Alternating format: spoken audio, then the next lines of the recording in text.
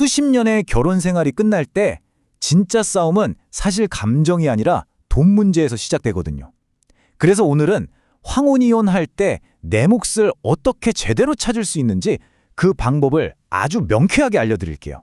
우선 황혼이혼이 뭔지부터 확실히 짚고 가야겠죠. 이게 일반 이혼하고는 싸움의 판이 좀 달라요. 애들 다 치워놓고 헤어지는 거니까 양육권 다툼보다는 수십 년 동안 둘이 같이 모은 재산을 어떻게 나눌 거냐. 바로 이 문제가 제일 치열한 핵심 쟁점이 되는 거죠.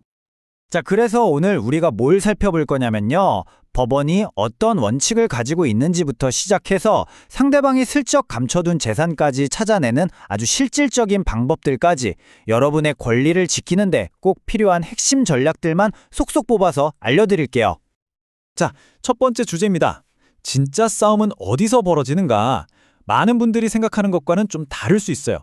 흔히 이혼 소송하면 네 탓이네, 내 탓이네 하면서 감정 싸움부터 떠올리시잖아요. 근데 재산 분할에서 법원이 보는 건요, 사실 전혀 다른 부분입니다. 여기서 법의 관점이 정말 찰같이 나뉩니다. 보세요. 누가 잘못해서 헤어지게 됐냐 하는 문제는 정신적인 고통에 대한 보상, 즉 위자료를 결정하는 기준일 뿐이에요. 재산을 나눌 때는요, 그런 건 일단 다 제쳐두고 오로지 이 재산을 모으는데 누가 얼마나 기여했냐, 이 경제적인 관점 하나만 봅니다. 이 두 개는 정말 완전히 별개의 문제라는 걸 꼭 기억하셔야 해요. 네, 그럼 법원이 그렇게 중요하게 생각하는 기여도라는 게 대체 뭘까요?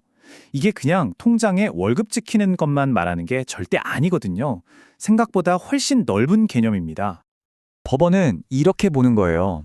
한 사람이 밖에서 열심히 돈을 벌어올 수 있었던 건 다른 한 사람이 집에서 살림하고 애들 키우는 걸 온전히 맡아줬기 때문이라는 거죠. 그렇게 벌어온 돈이 허투루 새지 않고 차곡차곡 쌓일 수 있었던 것도 마찬가지고요. 그러니까 집안일도 재산을 만드는데 아주 명백하고 중요한 기여로 인정해주는 겁니다. 당연한 거죠, 사실. 근데 여기서 많은 분들이 딱 고개를 갸우뚱하세요. 아니, 남편이 30년 동안 혼자 벌어온 돈인데 평생 살림만 한 아내랑 어떻게 재산을 똑같이 나누라는 거야? 이렇게요. 자, 여기에 대한 법원의 논리가 아주 흥미롭습니다. 법원은요, 수십 년이나 이어진 결혼 생활 자체를 하나의 경제 공동체로 보는 겁니다. 누가 월급을 가져왔고 누가 반찬값을 아꼈는지 이걸 어떻게 저울에 달아서 하나하나 정확하게 따지겠어요? 불가능하죠. 그래서 오랜 세월 동안 각자 자기 자리에서 역할을 다해서 함께 만든 공동재산이니까 아주 특별한 경우가 아니면 그냥 50대 50으로 나누는 게 가장 공평하다. 이게 바로 법원의 원칙인 겁니다. 자, 이제부터가 진짜 전쟁터입니다.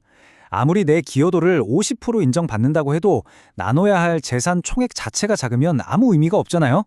그래서 상대방이 혹시라도 숨겨둔 재산이 있다면 그걸 하나도 빠짐없이 찾아내는 게 정말 중요합니다. 이때 변호사는 거의 금융 탐정처럼 움직여야 해요. 그냥 재산 내놔라 하는 게 아니라 법원의 공식적인 명령을 받아서 배우자의 모든 은행 거래 내역, 주식 계좌, 보험 가입 내역, 심지어는 공무원 연금 같은 정보까지 싹 다 합법적으로 조회를 해보는 거죠. 배우자가 이것밖에 없어요 라고 말한 것 외에 다른 자산을 찾아내는 겁니다. 그리고 그렇게 찾아낸 재산을 상대방이 함부로 손대지 못하게 꽉 묶어두는 아주 강력한 무기가 있습니다. 바로 보전 처분 신청인데요. 쉽게 말해서 소송이 완전히 끝날 때까지 배우자가 부동산을 팔아버리거나 예금을 빼서 다른 데로 돌리지 못하도록 법원이 그냥 동결시켜버리는 거예요. 특히 퇴직을 앞둔 배우자가 퇴직금을 몽땅 현금으로 찾아버리려는 걸 막을 때 아주 효과적입니다. 자, 그럼 반대로 내가 내 재산을 좀 숨겨두면 어떨까? 이런 생각하시는 분들도 분명히 계실 거예요. 근데요, 이건 법정에서 거의 100% 최악의 결과를 가져오는 대표적인 패배하는 전략입니다. 이 질문 진짜 많이들 하세요. 이혼 소송 들어가기 전에 내 통장에 있는 돈 싹 다 현금으로 빼놓으면 되는 거 아니에요? 자, 법적인 대답은 아주 간단하고 단호합니다. 절대 안 됩니다. 왜 안 되냐면요, 법원은 이런 수를 너무나 잘 알고 있어요. 법원은 당신의 과거 몇 년치 계좌 내역을 전부 들여다볼 거고요. 그러다 갑자기 큰돈이 뭉텅이로 빠져나간 걸 발견하겠죠. 그럼 바로 물어봅니다. 이 돈 어디에 쓰셨습니까? 만약에 생활비로 썼어요, 병원비로 썼어요처럼 객관적인 증거를 대지 못하면 법원은 어떻게 판단하느냐? 아, 이 돈을 어딘가에 숨겨놨구나. 이렇게 보고 그 돈이 지금도 있는 걸로 쳐서 그대로 재산 분할 대상에 포함시켜버립니다. 꼼짝 못하는 거죠. 그러니까 핵심은 이거예요. 돈을 숨기려다가 돈은 돈대로 못 지키고 심지어 판사한테 이 사람은 재산을 은닉하려고 시도하는 비양심적인 사람이구나, 이런 나쁜 인상까지 주게 돼서 소송 전체가 불리하게 돌아갈 수 있다는 겁니다. 정말 어리석은 행동이죠. 자, 그럼 지금까지 말씀드린 이런 원칙들이 실제 소송에서 얼마나 극적인 결과를 만들어내는지 실제 사례를 통해서 한번 확인해 보겠습니다. 정말 드라마틱해요. 수십 년 동안 정말 가족을 위해서 헌신하면서 전업주부로 살아온 아내에게 남편이 처음 툭 던진 말이 이거였습니다. 1억 줄 테니 이혼합시다. 평생 집안 살림만 해온 아내는 우리 집 재산이 도대체 얼마나 되는지조차 전혀 몰랐기 때문에 이 1억이라는 돈이 적당한 건지 아닌지 판단조차 할 수가 없었죠.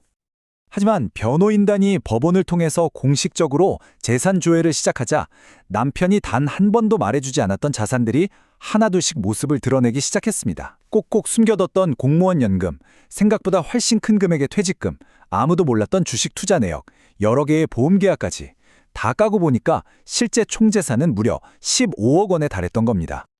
자, 그래서 법원의 최종 판결은 얼마였을까요? 남편이 처음 제안했던 1억 원이 아니라 총 재산 15억 원에 정확히 절반 50%인 7억 5천만 원이었습니다. 이게 바로 제대로 된 법적 대응이 만들어내는 엄청난 차이입니다. 자, 오늘 내용 한번 정리해 볼까요? 황혼이혼 재산 분할을 앞두고 계신다면 이 4가지만은 정말 꼭 기억해 주세요. 첫째, 기준은 잘못이 아니라 기여도다. 둘째, 오랜 결혼 생활이라면 50대 50이 원칙이다. 셋째, 상대방 말만 믿지 말고 법을 통해 모든 재산을 샅샅이 조사해야 한다. 그리고 넷째, 절대로 현금을 숨기는 꼼수는 쓰지 마라.